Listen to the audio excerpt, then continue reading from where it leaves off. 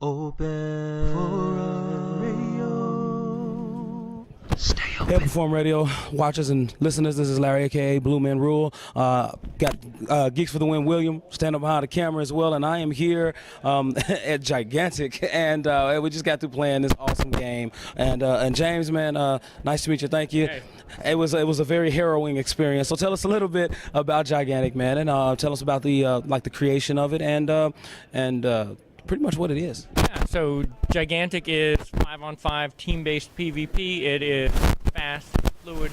We really try to make something where the game feels good. It's about how you aim, dodging attacks, being smart, and working with your team. It is every player picks their own hero. We have heroes for all kinds of different players, whether you come from a shooter background, brawler, action RPG, strategy, kind of MOBA stuff. We've got heroes for everybody to play, and what we really try to do is make it so that guys can bring in these characters that are designed for all these different kind of games and just fight against each other.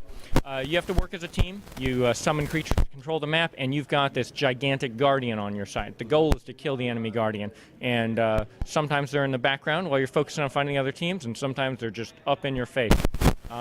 We've really tried to make a game where it's just easy to sit down and have fun. You play any kind of action thing, any kind of RPG thing, any kind of shooter, that you can sit down and have fun with it. But it's also got a lot of depth to it. Yeah, sure. One thing that's really interesting is the different archetypes of characters you guys have chosen. I believe it really contributes to different play styles, and you mentioned that when we sat down, and but it really does. I'm used to playing a particular dual rogue, dual dagger type of rogue, fast character, very agile, and you have that character specifically for me, and yeah, man, I like that. So who kind of conceptualized that whole idea and encapsulated it so well with the character selection you have? Yeah, it's a team effort. I'm lead designer in the game, and so in terms of trying to set the tone and the vision, the goals for what we're trying to do, that's my responsibility. But a lot of the characters actually just come from people on the team. An artist who does effects or animates character says, "I'd love to have a hero that does this." Or designers sitting around talking about it, or a programmer on the team says, I really like stuff that does this. And so, that really helped crystallize the thought of I'm gonna make a hero for you and one for you, and we're gonna, make it so that everybody can play and get into this game.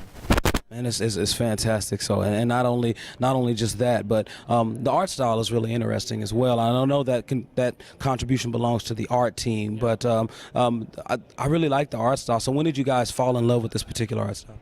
Yeah, it was really cool. Early on in the project, there was a process of trying to find things. They knew they wanted it to be stylized some because that gives the game the potential to have sort of a timeless quality visually. It's not like, oh, that looks like a game from 2005 or 2013, right?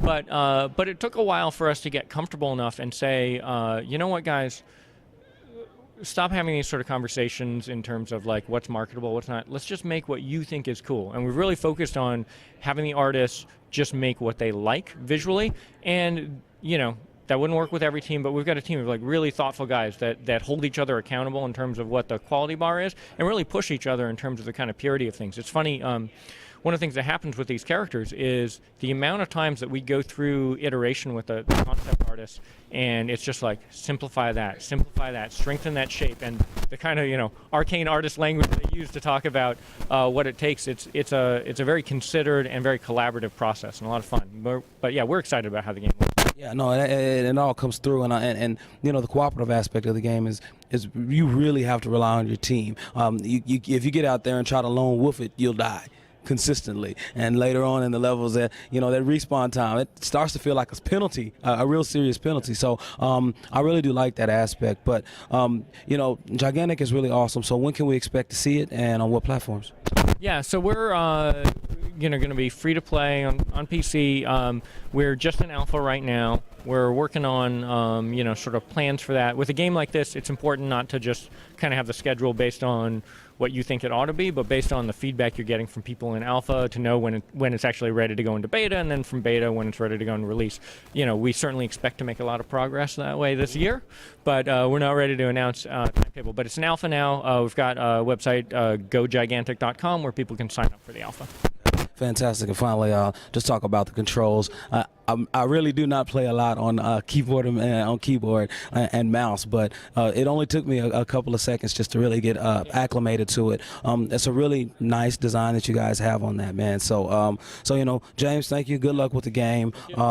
It's a really, really great game. As I said, anybody be able to pick it up. Don't let the keyboard and mouse be a hindrance. It's really a total of about 8 buttons.